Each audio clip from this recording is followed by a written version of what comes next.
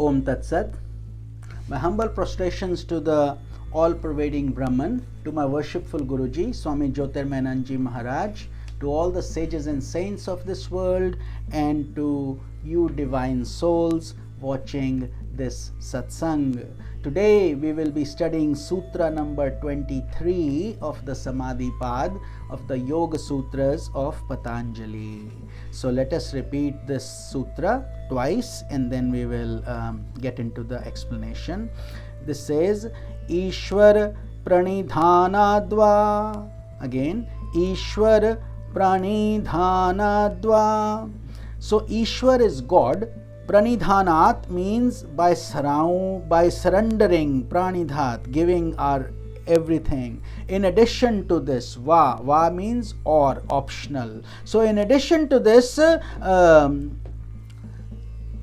by surrendering to God, one attracts the highest samadhi.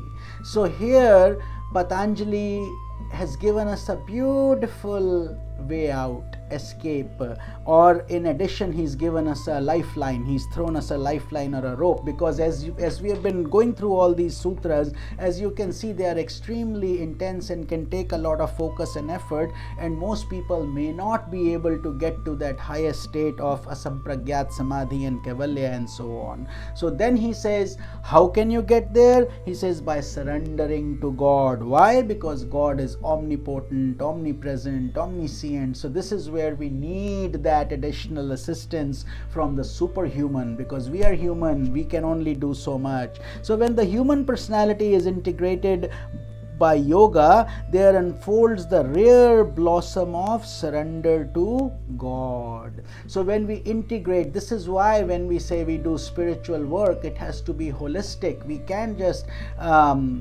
do it without faith. It has to all come together. And when a yogi begins to delight in the love of God, he starts to enjoy the nectar. He ascends the higher stages of samadhi without much effort. Why? Because he also has devotion in his heart.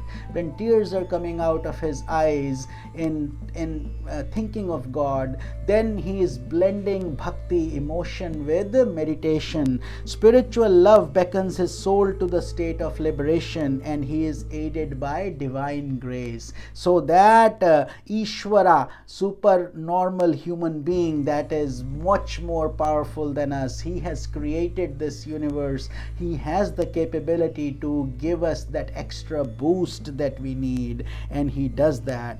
Lord Krishna says in the Gita, among all yogis, I consider him to be the best of yogi who worships me with intense faith and whose mind is immersed in me. That is from chapter 6, shloka number 47. So that is the meaning of this. The nature of God and the method of surrendering to him will be described in the next sutra, which we will be covering the next day, sutra number 24.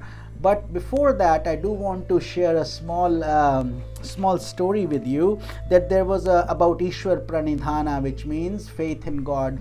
There was this little bird whose eggs were taken by the ocean, and she lost the eggs, and the bird was very agitated that happened to her, and she was mad at the ocean god. So the bird would go, she picked up a straw from the side of the ocean, and she would dip the straw in the ocean and come out and shake her neck, and the water would fall out. Then she would again take that straw back in the ocean and repeat it. So sage Narada, as you know, is a celestial sage. He was walking by that ocean and he sees this bird and he's amused. He stops to see what the bird is doing, and when she does it many times, he stops the bird and he asks the bird, what are you doing? And then she says, well, the ocean god took away my eggs and I am very upset, and therefore I'm going to empty the ocean.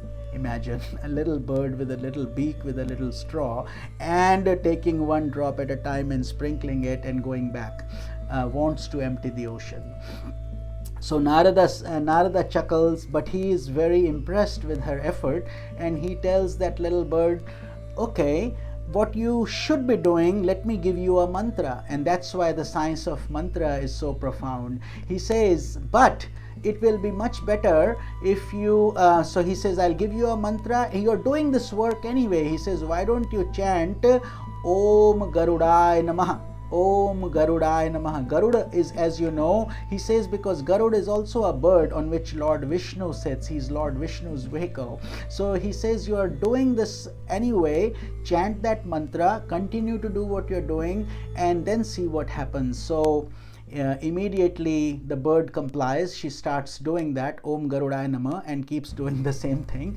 And then Garuda awakens because he's Lord Vishnu's vehicle, and for him this ocean is like a small puddle of water, because imagine, they have created the whole cosmos. This earth is so small. So he basically quickly comes to the ocean god, and as soon as he's trying to suck the ocean dry, the ocean god immediately brings the eggs and gives the bird the eggs. Okay, so the moral of the story here is that, look, self-realization, mukti, nirvana, getting liberated, all these things are extremely complex and way beyond what our human mind can even comprehend.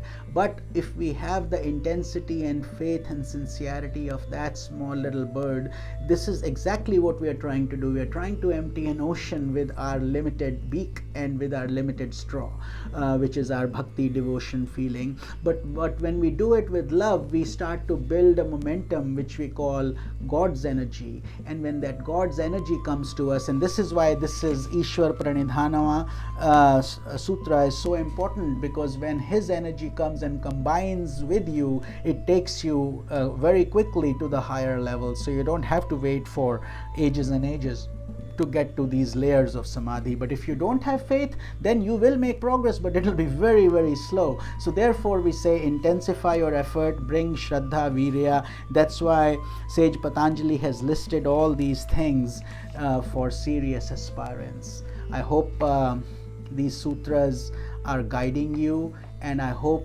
every dimension of your life is starting to improve. But again, to realize the benefit, you actually have to do the meditation part, which is all part of this process as well. So this is Swami Nikhilananda. Om Tat Sat.